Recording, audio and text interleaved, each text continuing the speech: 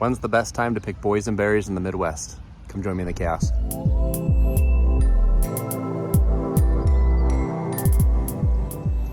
All right, so be kind. This is just a second year vine. I know it's kind of pathetic, but I'm super excited because this is a lot of berries for a second year vine. Most of my second year vines only had like 1 or 2. This particular boysenberry vine has a ton. So I'm thinking it's gonna be a pretty good producer. And as you can see, I've already robbed a few off of this vine. So the story is that I've been waiting for these things to be perfect. And I keep going past the vine, I keep seeing dark berries, and I keep tasting them, and I have not been impressed because they're sour. So it's been about, I would say about 4 days since I started seeing black berries.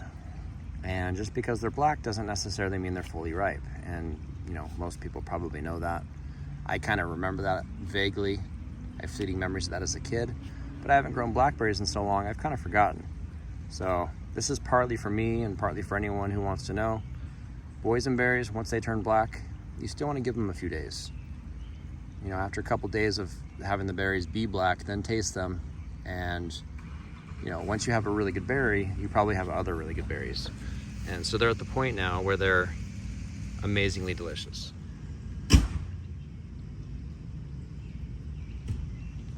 All right, so these are impressively delicious.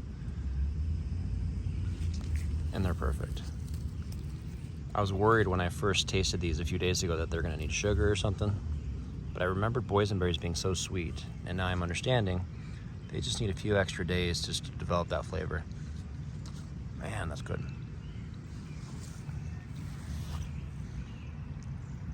So leave them on the vine, wait until they're amazingly delicious, and then enjoy.